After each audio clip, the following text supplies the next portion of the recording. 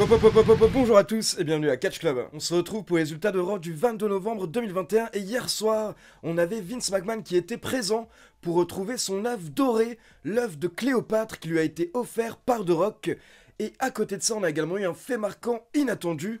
On a un fan qui est passé par-dessus les barrières et qui s'est jeté sur Seth Rollins pour l'attaquer. Donc bien entendu, on va en parler dans ce résumé et je vais même vous montrer quelques extraits. Donc c'est parti, le show démarre et on se retrouve dans le bureau de Vince McMahon avec Adam Pearce et Sonya Deville. Et là, le boss est très énervé, déjà parce qu'on lui a volé un objet qui vaut 100 millions de dollars, mais surtout parce que quelqu'un a osé voler quelque chose à Vince McMahon. Adam Pearce et Sonya Deville répondent qu'ils ont interrogé tout le monde en coulisses, et pour le moment, actuellement, ils n'ont aucune piste. Donc là, Vince McMahon nous annonce deux choses. D'abord, il nous dit que s'il n'a pas récupéré son œuf d'ici la fin de la soirée, Adam Pearce et Sonya Deville seront virés. Et ensuite, il annonce que si quelqu'un lui ramène le coupable, alors cette personne obtiendra un match pour le titre WWE ce soir face à Biggie. Derrière, on passe en coulisses et on a Kevin Patrick qui va voir Randy Orton car il cherche Riddle. Il doit l'interviewer, mais il ne le trouve pas. Et là, Randy Orton répond qu'il n'a pas vu Riddle depuis la veille. Riddle est en retard et c'est bizarre, car habituellement il est toujours à l'heure. Et là, d'un coup, Randy Orton se tourne, il voit Riddle, et il dit « Mais qu'est-ce que t'as fait ?» Et d'un coup, la caméra nous montre Riddle, et Riddle a une fausse moustache, il a un faux bouc, il a un slip, et en fait, hier soir, Riddle s'était mis en mode Randy Orton. Mais là, Randy Orton lui explique qu'il lui a dit d'être comme lui, pas de s'habiller comme lui. Mais justement, Riddle répond que pour être comme Randy Orton, ce soir, il a décidé de rentrer dans la peau du personnage, on va dire. Donc derrière, nous avons Riddle et Randy Orton qui font leur entrée. Et donc on a enchaîné avec Riddle accompagné par Randy Orton contre Ziggler accompagné par Robert Roode. Et vu que Riddle était en mode Orton, il a remporté le match, bien entendu, avec un RKO. Et attention, après le match, on a Robert Roode qui a tenté d'attaquer Riddle, mais là c'est Randy Orton qui est intervenu pour sauver son coéquipier, et il a même porté l'une des prises de Riddle, le Broderek, sur Robert Roode. Donc cette semaine, tout se passait super bien entre Randy Orton et Riddle. Ensuite, on repasse en coulisses et on voit une vingtaine de superstars qui sont en train de fouiller tous les coins pour tenter de retrouver l'œuf doré afin d'obtenir le match contre Biggie. Et donc ce qui était drôle, c'est qu'il y avait bien entendu plein de catcheurs, mais il y avait même des catcheuses qui étaient en train de chercher l'œuf, notamment Rhea Ripley, qui apparemment voulait son match face à Biggie. On enchaîne avec l'entrée de Becky Lynch qui était là pour célébrer sa victoire face à Charlotte Flair lors des Survivor Series. Et le problème, c'est qu'une grande partie de la foule était en train de popper et d'applaudir, d'acclamer Becky Lynch, mais rapidement, elle a réussi à retourner la foule en les critiquant et également en se moquant de Liv Morgan, qui est censée être sa prochaine adversaire. Donc très bonne promo de Becky qui nous répète que personne ne lui prendra son titre. Par contre, on sent clairement qu'une grande partie de la foule a envie de soutenir Becky Lynch. Puis on enchaîne avec l'entrée de Bianca Belair qui nous fait un petit speech où elle nous parle de Doudrop et elle espère que Doudrop va trouver autre chose à faire plutôt que de venir l'attaquer. Et derrière, nous avons Tamina qui fait son entrée accompagnée par Natalya. On a eu un match très rapide et au final, c'est Bianca Belair qui remporte le match avec son KOD environ 4 minutes. Mais attention, après le match, on a Natalya qui tente d'attaquer Bianca Belair et lui porter le sharpshooter, mais heureusement Bianca Belair réussit à s'en sortir.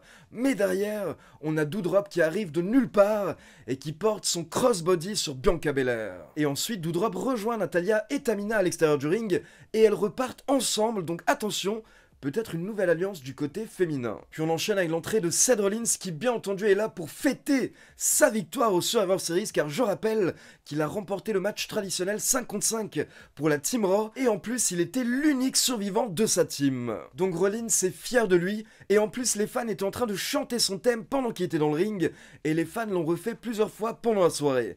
Et Rollins dit que ce qui le rend le plus fier, c'est qu'il a remporté le match tout seul comme un grand. En effet, Rollins nous dit que lors des Survivor Series, on a vu le vrai visage de Kevin Owens, qui n'est qu'un menteur. Bobby Lashley, lui, s'est fait disqualifier. Austin Theory a essayé, mais il n'était pas assez bon. Et Finn Balor s'est pris un énorme bro kick. Et Rollins nous dit qu'en tant que leader, il va nous montrer l'exemple ce soir, lors de son match face à Balor. Donc Finn Balor fait son entrée, il monte au bord du ring, il joue avec la foule, mais là, d'un coup, Seth Rollins l'attaque. Et donc là, ça part en bagarre avant même le début du match. Les catcheurs se battent à l'extérieur du ring pendant plusieurs minutes, jusqu'à ce que Seth Rollins prenne l'avantage, car il a utilisé les escaliers en métal pour frapper Finn Balor, puis il a ramené Finn dans le ring pour lui porter un stomp. Et attention, malheureusement, c'est là que ça part en couille, car on a Seth Rollins qui sort du ring, il se retrouve au niveau de l'entrée, Et là, comme vous pouvez le voir sur les extraits à l'écran, d'un coup, on a quelqu'un qui sort de nulle part et qui se jette violemment sur Seth Rollins. Donc Seth Rollins a un réflexe, il attrape cette personne par la tête, il lui porte une sorte de guillotine choke, jusqu'à ce que plusieurs arbitres interviennent, ainsi que quelques membres de la sécurité. Ça a pris une quinzaine de secondes, mais au final ils ont réussi à maîtriser cet individu, et donc Seth Rollins a pu s'en aller. Et donc j'aimerais vraiment souligner le self-control de Seth Rollins, qui derrière n'a pas attaqué cette personne, car il aurait pu s'acharner sur cette personne qui était maîtrisée par la sécurité, mais je pense que Rollins ne voulait pas frapper quelqu'un qui était à terre, il s'est dit que ça n'aurait pas forcément une bonne image, donc au final Seth Rollins est reparti en coulisses, et au niveau de l'entrée on pouvait même voir Michael Hayes et Becky Lynch qui étaient sortis pour voir ce qui se passait. Donc vraiment c'est le genre de situation qu'on déteste, c'est vraiment stupide de passer par-dessus la barrière et de s'en prendre au catcheur. Et donc derrière cette personne a été escortée en dehors de l'arène, et elle a été confiée à la police de New York, et la WWE a précisé que bien entendu elle va porter plainte. Maintenant ce qui compte et ce qui est le plus important c'est que heureusement Seth Rollins n'a pas été gravement blessé, mais par contre, je ne veux pas critiquer la WWE, mais je tiens tout de même à souligner que le temps de réaction a été trop long au niveau de la sécurité. Car littéralement le fan est arrivé d'un côté et il a pu courir tranquillement plusieurs mètres sans que personne ne l'attaque, et il a pu se jeter sur Rollins, et imaginons pendant un moment que ce fan ait réussi à cacher une arme, une lame par exemple, il aurait pu gravement blesser Seth Rollins. Donc j'ose espérer que la WWE s'est fait la même réflexion et qu'ils vont améliorer leur sécurité autour du ring et au niveau de l'entrée, car ça ne doit plus arriver. Et il faut également savoir que quand Rollins est retourné en coulisses, il a refusé l'aide des médecins, donc vraiment il va bien, et on va même le revoir un peu plus tard. Puis on retourne dans le bureau de Vince qui est avec Sami Zayn, et Sami Zayn assure au boss qu'il sait qui a volé l'œuf, il est sûr à 95%, donc il va ramener le coupable un peu plus tard dans le bureau de Vince McMahon. Mais d'abord Sami Zayn veut s'assurer que s'il ramène le coupable, il aura bien un match face à Big E ce soir pour le titre, et Vince lui confirme que oui, il affrontera Big E lors du main event. Puis dans un autre coin des coulisses, on a Kevin Owens qui est également en train de chercher l'œuf pour obtenir le match pour le titre. Et derrière il fait une petite interview où il explique que si ce n'est pas lui qui trouve l'œuf, alors il observera le main event de très près. On enchaîne avec un match par équipe avec les Street Profits contre AJ Styles et Omos. Et honnêtement, c'était mal parti pour les Street Profits. Donc au bout de quelques minutes, on a Angelo Dawkins qui va chercher un extincteur sous le ring et il spray Omos et AJ Styles, mais du coup, les Street Profits sont disqualifiés. Puis on retourne en coulisses pour une interview de Zayna et Carmella qui vont affronter les championnes par équipe ce soir pour les titres. Et encore une fois, on a Carmella et Zayna qui se moquent surtout de Nikki H, et elles expliquent qu'elles n'ont pas peur de Nikki H car depuis le début, c'est Rhea Ripley qui porte leur équipe sur ses épaules. Donc on enchaîne directement avec le match pour les titres par équipe féminin, et au bout d'environ 4 minutes, on a Carmella qui se débarrasse de Rhea Ripley à l'extérieur du ring en la jetant sur le poteau de coin de ring. Et derrière, Carmella et Zayna travaillent ensemble sur Nikki H. Nikki H se prend notamment un super kick, puis le Code Red pour la victoire. Donc nouvelle championne par équipe, Carmella et Queen Zayna. Et clairement j'imagine que ça va mener à une réaction de Nikki H, car la WWE essaie de créer des tensions entre H et Ripley depuis environ 2 semaines. Et attention, on retourne dans le bureau de Vince et on a Sonya Deville qui l'informe que l'œuf a été retrouvé. Donc quelques instants plus tard, on se retrouve dans le bureau avec Vince, Sonya Deville, Adam Pearce, Sami Zayn. Et là, on a Austin Theory qui débarque avec l'œuf. Austin Theory qui a l'air gêné, et il rend l'œuf à Vince McMahon. Il avoue que c'est lui le coupable, c'est lui le voleur. Et bien entendu, Sami Zayn est tout fier, il dit à Vince, voilà, je t'ai amené le coupable. Et donc là, forcément, Vince veut savoir pourquoi, donc il demande des explications à Austin Theory. Et là, Austin Theory explique qu'il sait que l'œuf coûte très cher, mais hier soir, il voulait simplement effectuer un selfie avec l'œuf. Mais il y a des gens qui sont arrivés, donc il a eu peur, et du coup, il a pris l'œuf et il est parti avec. Donc bon, à ce moment-là, j'étais un petit peu partagé, car d'un côté, j'étais content de voir que c'était Austin Theory le voleur, car vous savez que je souhaite voir Austin Theory être mis en avant du côté de Raw. Mais par contre, je trouve que son explication était un peu light. Mais là, ce qui est marrant, c'est qu'au lieu de s'énerver, Vince est un petit peu intrigué, donc il demande à Austin Theory de lui montrer le selfie, et derrière Vince dit à Austin Theory qu'il faut du courage pour faire ça, et pour venir avouer les choses au patron. Donc au final, Vince McMahon récompense Austin Theory, et il décide que ce n'est pas Sami Zayn qui va affronter Big E lors du main event, mais que à la place, c'est Austin Theory qui va affronter Big E pour le titre ce soir. Donc là, Sami Zayn s'énerve, et pendant ce temps, Austin Theory demande à Vince s'il peut juste prendre un petit selfie, et Vince tape la pause pour le selfie de Austin Theory. Puis Austin Theory s'en va, et là on a Sami Zayn qui tente malgré tout d'amadouer Vince McMahon, mais McMahon lui dit qu'il n'aime pas les balances. Et donc perso, j'avoue que j'ai bien aimé ce petit délire autour de l'œuf doré, j'ai bien aimé l'intrigue, et j'aurais même aimé qu'il y ait plus de segments par rapport à l'œuf et avec Vince hier soir lors de Raw. Derrière on enchaîne avec le petit quart d'heure 24/7 et on a Cedric Alexander qui a battu Reggie en moins de 2 minutes pour remporter le titre 24/7.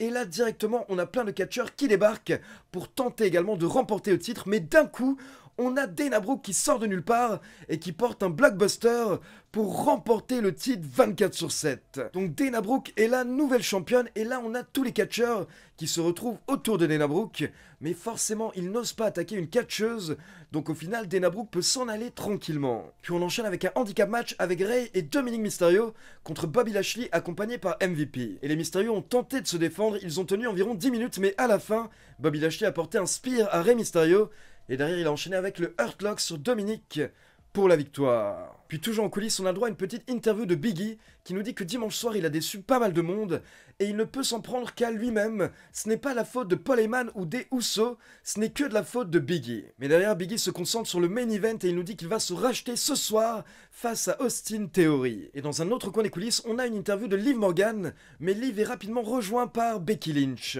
Et là, on a eu le droit à beaucoup de trash talk, surtout de la part de Becky Lynch, qui s'est moquée de Liv Morgan en disant qu'elle ne sera jamais championne et que Liv Morgan a déçu tout le monde, sa famille, ses amis et toutes les autres catcheuses dans les coulisses. Du coup, on pouvait voir que Liv Morgan commençait à être émue, elle commençait à être touchée par les paroles de Becky Lynch et on avait même l'impression que Liv Morgan allait pleurer.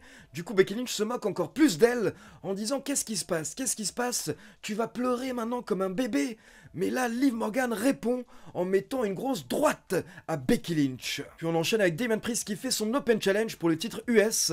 Et là, on a l'entrée de Apollo Crews avec le commandant Aziz. Et Apollo Crews nous fait comprendre qu'il veut le titre US, mais par contre, ils ne se battront pas ce soir, ils se battront quand Crews le décidera. Du coup, là, nous avons l'entrée de Sami Zayn qui, encore une fois, se plaint de la conspiration contre lui, et au final, c'est Zayn qui accepte l'Open Challenge. Sami Zayn nous promet qu'il va quitter Brooklyn en tant que champion US, mais au final il a perdu le match en environ 9 minutes après le reckoning de Damian Priest. Et donc on enchaîne avec les entrées de Austin Theory et Biggie pour le main event, et rapidement on a Seth Rollins et Kevin Owens qui font également leur entrée pour observer le match. Et au bout de quelques minutes on a Seth Rollins qui intervient et qui met un coup dans le mauvais genou de Biggie, et derrière ça permet à Austin Theory de prendre l'avantage. Mais derrière on a Rollins et Owens qui se prennent la tête à l'extérieur du ring, et ça distrait Austin Theory.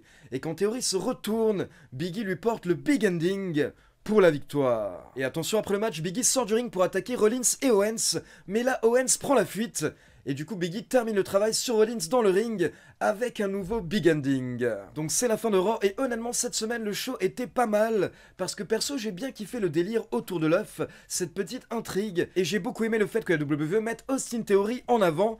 Et en plus, il a été protégé lors du main event, car au final, il a perdu le match parce qu'il a été distrait. Mais pour le moment, apparemment, ça va surtout être Rollins et Owens qui vont être dans la course au titre.